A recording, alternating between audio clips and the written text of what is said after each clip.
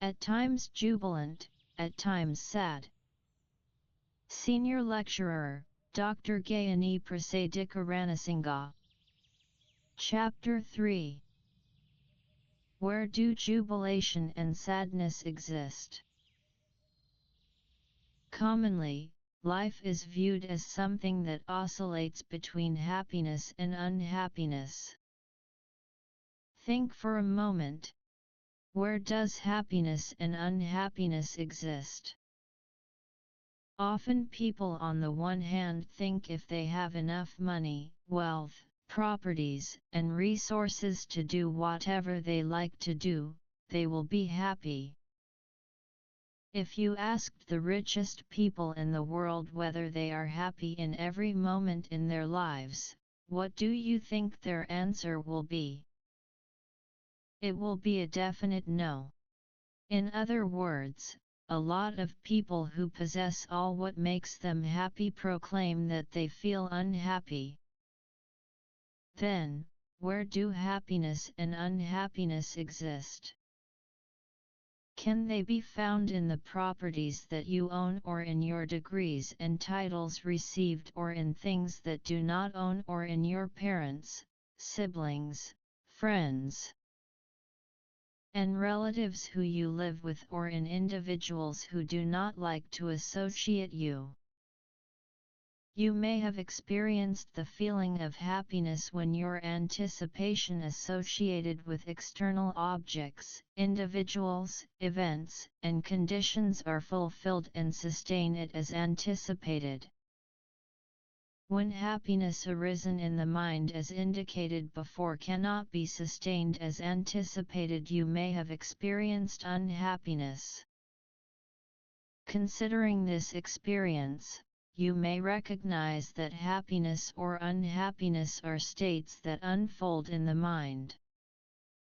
You may be thinking that if happiness and unhappiness are states arising in the mind, and if you can sustain only happiness, then you may be thinking that you can sustain happiness throughout your life. Once you have become a recipient of what you wanted as anticipated, you feel very happy in that moment.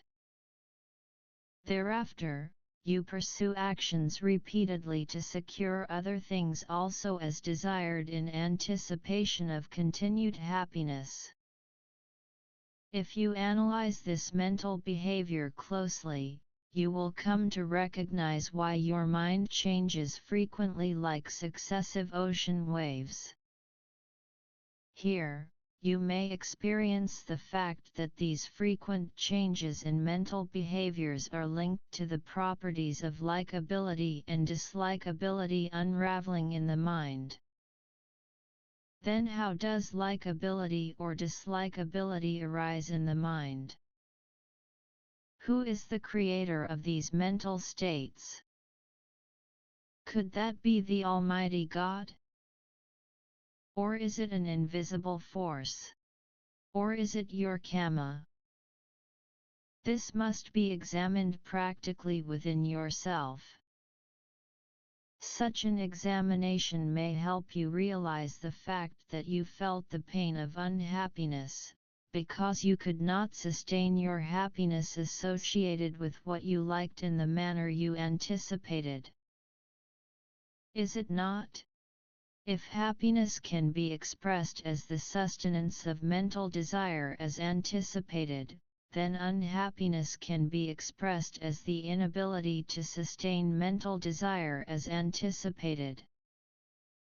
Isn't it?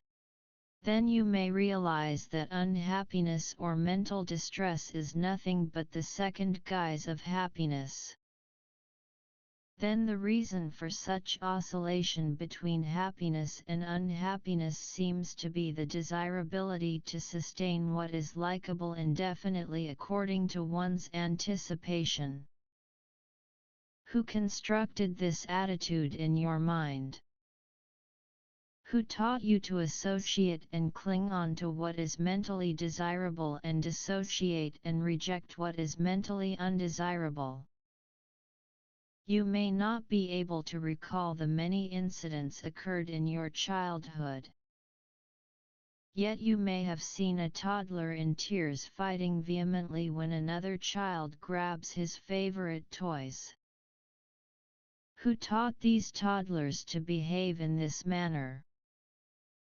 Then this manifested dark mental property that made them angry must have come from within due to inherited deposits in the mind.